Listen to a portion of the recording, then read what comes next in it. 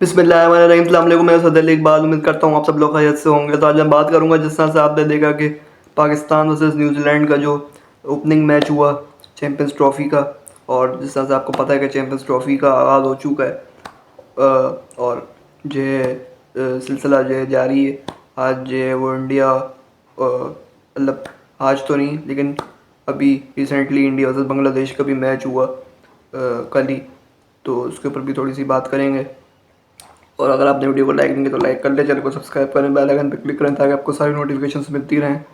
तो सबसे पहले बात कर लेते हैं पाकिस्तान वर्सेस न्यूजीलैंड के मैच पे। तो जिस तरह से आपने देखा कि मैच खेला गया नेशनल स्टेडियम कराची में, और ये इसमें न्यूजीलैंड ने पहले बैटिंग करते हुए जो है वो 320 रन्स का जो है वो हदफ दिया पाकिस्तान को। और एक ये बड़ा मतलब कि रिस्पेक्टेबल टोटल था, ये ज़ाहिरी बात है। और आजकल तो 300 रन जो है वो कोई बात ही नहीं है।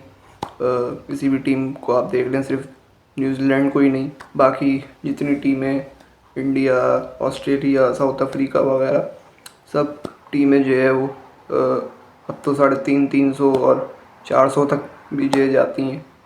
2023 के वर्ल्ड कप में हमने देखा कि ये यही न्यूजीलैंड टीम थी, इसने 400 रन्स का हदफ दिया था पाकिस्तान को। और इस तरह के मैचेस हुए थे काफ़ी, इसमें 350 और ये 380, 385 इस तरह के स्कोर बन रहे थे। तो मतलब कहने का मतलब है कि ये बड़ी नॉर्मल सी बात हो गई है, लेकिन अनफॉर्चुनेटली पाकिस्तान के केस में ये बड़ा इसमें ये फ़र्क है, क्योंकि ये जब पाकिस्तान टीम की बात आती है तो यहाँ पे तो आपको पता है कि ओल्ड स्कूल क्रिकेट जो है वो चलती हुई आ रही है, और ये जो करंट प्लेयर्स भी हैं उनके भी जो है डीएनए में रग रग में जो है घुसी हुई है यही ओल्ड स्कूल क्रिकेट। और जिसका आपने देखा भी कि जो है एक अमली मुजाहरा देखने को मिला, जिस तरह से बाबर आजम ने इनिंग्स खेली, 90 गेंदें उन्होंने खेली और उसमें 64 रन बनाए। तो वो उसकी प्राइम एग्जांपल है कि किस तरह जो है वो आप गेम को बिल्कुल उसका रिदम ख़राब कर सकते हैं, और ये अपनी टीम के चांसेस ख़त्म कर सकते हैं मैच जीतने के। और बिल्कुल मतलब वो किसी काम की इनिंग्स तो थी ही नहीं। ऑब्वियसली उसमें जो है फ़ायदा जो है वो पाकिस्तान का कहीं से भी नहीं हुआ, उल्टा नुकसान हुआ, क्योंकि बहुत ज़्यादा डॉट बॉल्स खेली उन्होंने, और इन बॉल्स को यूटिलाइज़ करके जो है वो रन्स बना सकते थे ज़्यादा से ज़्यादा और इम्प्रोवाइज़ कर सकते थे। उस टाइम में उन्होंने जो है उसको ज़ाया किया और रोकते रहे वो एक एंड से, और इस वजह से जो है दूसरे बैटर्स का भी सिर्फ ना सिर्फ के जो है उनका और पाकिस्तान को नुकसान हुआ, बल्कि दूसरे प्लेयर्स भी जो है उनकी वजह से उस तरह से अपने रिदम को कैरी नहीं कर सके और अपने नेचुरल गेम नहीं खेल सके। हालांकि सलमान अली आका ने आप देखें स्कोर कार्ड की तरफ तो 42 रन बनाए 28 बॉलों में, जो कि स्कोर कार्ड को देख के ज़रा यही लगता है कि बड़ा एक इम्पैक्टफुल इनिंग्स थी। लेकिन जिन्होंने मैच देखा है उनको पता होगा कि किस तरह की जो बैटिंग पाकिस्तान ने एक्चुअली की है। और जहाँ तक मैंने सुना, जो वहाँ तक जाके लोगों ने स्टेडियम में मैच देखा, मुख्तलिफ सोशल मीडिया के ऊपर लोग अपनी ओपिनियन दे रहे हैं, तो उसमें यही सुनने को मिला कि पहले 10 ओवरों में पावर प्ले के अंदर पाकिस्तान ने जो है वो 22 रन स्कोर किए पावर प्ले के अंदर, जहन में रखिएगा। तो अब इस पर जो है यही कहा जा सकता है कि जो है बहुत ही पैथेटिक किस्म की अप्रोच पाकिस्तान की तरफ से देखी गई, और मेरे ख्याल से इससे ज़्यादा वर्स्ट पावर प्ले ये कभी हुआ ही नहीं पाकिस्तान का। काफ़ी टाइम बाद ऐसा हुआ है कि इतना वर्स्ट पावर प्ले हुआ है पाकिस्तान का किसी आईसीसी इवेंट में। और जो बाबर आजम ने जो 50 बनाई है, 64 रन जो बनाया उन्होंने, ये भी जो है स्लोएस्ट 50 जो है बताई जा रही है। नासिर जमशेद ने इससे पहले इसी आईसीसी इवेंट में जो है स्लोएस्ट 50 बनाई थी, और उसके उनके बाद अब बाबर आजम के पास ये एक बड़ा ख़राब रिकॉर्ड उनके नाम हो गया है। तो ये सीधी बात यही है कि अपना एवरेज तो उन्होंने मेंटेन कर लिया और अपनी जगह तो पक्की कर ली आगे के लिए।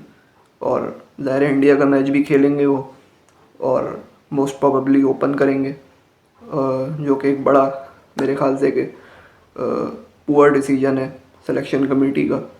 और बहुत बड़ा उनको पता था पहले ही कि ये बहुत बड़ा गैम्बल है, और ये उनके में ये फैसला बेहतर नहीं होगा कहीं से भी, क्योंकि पहले भी ये एक्सपेरिमेंट बहुत दफ़ा करके देख चुके हैं हम T20 के अंदर, और बिल्कुल बुरी तरह ये फ्लॉप हुआ। लेकिन उसके बावजूद भी एक्सपेरिमेंट कर रहे हैं, तो चलें, अब क्या कह सकते हैं उसके ऊपर। अब दुआ ही कर सकते हैं कि ज़ाहिर है पाकिस्तान टीम ये अच्छा करे। लेकिन जो सच बात है, जो हकीकत है, तल्ख हकीकत है, वो मैं करूँगा, और ये उससे मुझे कोई रोक नहीं सकता। तो वो जो है यही है कि ऑन पेपर तो इंडिया की टीम जो है बहुत ज़्यादा स्ट्रॉन्ग नज़र आ रही है। तमाम पर्सपेक्टिव से आप देखें, चाहे बैटिंग हो, बॉलिंग हो, या ऑलराउंडर्स हो, हर तरह से जो है वो मतलब कोई कमी नज़र नहीं आ रही। ऑल बेसिस कवर्ड है उनकी। और बहुत सारे जो मेजॉरिटी ऑफ द पीपल जो पाकिस्तान में रहते हैं, जो क्रिकेट को चाहने वाले हैं, वो यही जो कह रहे हैं कि पाकिस्तान का इस मैच के अंदर बहुत जो मिनिमम चांसेस हैं, और कुछ तो बिल्कुल उम्मीद ही खो बैठे हैं कि कोई पाकिस्तान इस मैच में कोई चमत्कार करेगा करंट सरकमस्टांसेस में। और अब तो जो है ब्रेकिंग न्यूज़ ये भी आ गई है कि जो है फ़खर जमान जो है वो इंजर्ड हो गए हैं, और अब पाकिस्तान के लिए मज़ीद इस चैम्पियंस ट्रॉफ़ी के टूर्नामेंट में नहीं खेल सकेंगे। और अब उनकी जगह रिप्लेसमेंट जो है वो गैस करेंगे कौन आ गई है, none other than Imamul Haq, जिनके बारे में बहुत ज़्यादा बात हो रही थी मुख्तलिफ़ टीवी शोज़ के अंदर, और बहुत सारे फॉर्मर क्रिकेटर्स उनके हक में आवाज़ उठा रहे थे। और मुझे नहीं समझ में आया पर्सनली कि क्यों इतना ज़्यादा वोकल होके बात कर रहे थे फॉर्मर क्रिकेटर्स, क्योंकि जहाँ तक मैंने देखा है और जितनी मैंने उनकी परफॉर्मेंस देखी है, एवरेज तो उनका बहुत अच्छा है, और वर्ल्ड कप 2023 में उन्होंने रन भी किए थे। लेकिन ये भी उनको भूलना नहीं चाहिए कि वो कंडीशंस किस तरह की थी, और क्या सरकमस्टांसेस थे। हर तरह से ये देखना पड़ता है। ऐसे ही नहीं आप ये किसी भी प्लेयर को उठा के ले आते। 2023 में last time by the way Pakistan के लिए खेले थे इमामुल, उसके बाद से जो है वो बिल्कुल भी खेले नहीं हैं वो, और अब जाके स्ट्रेट अवे चैम्पियंस ट्रॉफ़ी में उनको मौका दिया जा रहा है कि आप रिप्लेसमेंट के तौर पे खेलें। तो देखते हैं अब कि ये किस तरह परफॉर्म करते हैं वो इंडिया के ख़िलाफ़।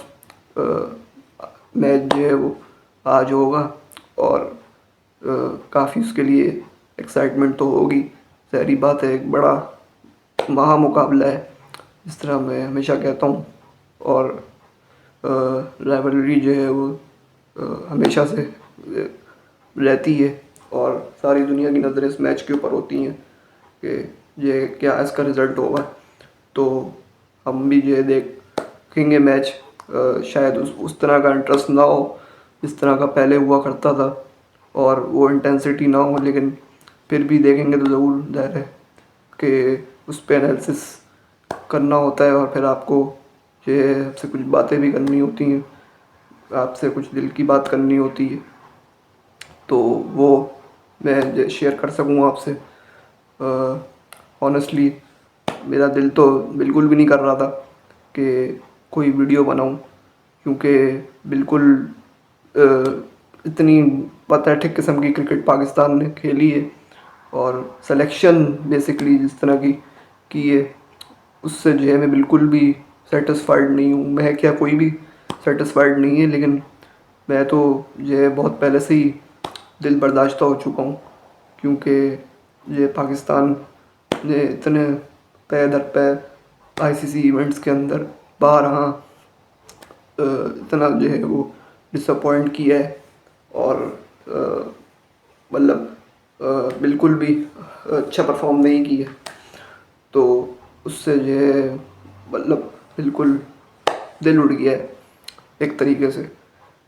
सिंपल अल्फाजों में कहा जाए तो सातवां इवेंट ये पाकिस्तान का है आई थिंक, जिसमें पाकिस्तान खेल रहा है और ये डू और डाई सिचुएशन है। अगर ये मैच पाकिस्तान हार गया तो बिल्कुल कोई चांस ही नहीं होगा, फिर तो डायरेक्ट आउट हो जाएगा पाकिस्तान, एग्जिट हो जाएगा इस टूर्नामेंट से, जो कि बिल्कुल भी एक अच्छी खबर नहीं होगी किसी भी पाकिस्तान क्रिकेट फैन के लिए, क्या वर्ल्ड क्रिकेट के लिए ओवरऑल, क्योंकि आफ्टर ऑल हम ये डिफेंडिंग चैम्पियंस रह चुके हैं इस टूर्नामेंट के। हमने 2017 में ये चैम्पियंस ट्रॉफी जीती थी सरफराज अहमद की कप्तानी में, जो कि बड़ा एक यादगार लम्हा है और उस दिन को जो है कोई भी नहीं भूल सकता, ज़ाहिर बात है। तो मेरे ख्याल से कि पाकिस्तान को जो है हिम्मत पकड़नी चाहिए और कोशिश करें कि जो है फाइट करके आ रहे हैं, अगर आ रहे हैं भी तो, और ये मायूस ना ही करें पाकिस्तान के फैंस को, तो ये उनके लिए भी अच्छा होगा और हमारे लिए भी अच्छा होगा। तो बहरहाल बाकी ये इंडिया वर्सेस बांग्लादेश का मैच भी आपने देख ही लिया, उसमें भी ये बांग्लादेश काफ़ी स्ट्रगल कर रहा था शुरू में। वो मैच भी मैंने पूरा तो नहीं देखा, लेकिन बिट्स एंड पीसेस में देखा तो 33 के ऊपर 5 आउट हो गए थे और उसके बाद बांग्लादेश ने जैसा सा रिकवर किया, उनके एक प्लेयर हेरिडोए हैं, उन्होंने जो है वो 100 किया और बड़े इवेंट के अंदर किया ज़ाहिर है और एक इतनी बड़ी ऑपोजिशन के खिलाफ, तो बड़ा उनके लिए एक प्राउड मोमेंट होगा। और मैच तो खैर नहीं जीत सके वो, लेकिन मेरे ख्याल से कि ये भी बहुत बड़ी बात है कि उन्होंने इतनी बड़ी टीम के खिलाफ 100 किया, जो इसके सारे प्लेयर्स फॉर्म में हैं पूरी और इंग्लैंड को भी सीरीज़ मार के आ रहे हैं। तो अब देखते हैं कि जो क्या होता है। बाकी शुभमन गिल ने भी जो है मैंने देखा कि जो 100 मारा और बड़ा जो इम्पैक्टफुल उनकी भी इनिंग्स थी और जो काफ़ी रिदम में नज़र आया वो काफ़ी टाइम बाद, जो कि इतना वाज़े नज़र नहीं आ रहा था उनकी बैटिंग के अंदर। एक फ्लेयर जो नज़र आता है जब वो अपनी पूरी फॉर्म में होते हैं, जब उनका दिन होता है। तो बहरहाल अब देखते हैं कि जो क्या होता है। पाकिस्तान और इंडिया का मैच जो है आज खेला जाएगा। तो आज के लिए इतना ही। अगर आपने वीडियो को लाइक नहीं किया तो लाइक कर लें, चैनल को सब्सक्राइब करें, बेल आइकन पर क्लिक करें ताकि आपको सारी नोटिफिकेशन मिलती रहे। जल्द मुलाकात होगी। अल्लाह हाफ़िज़।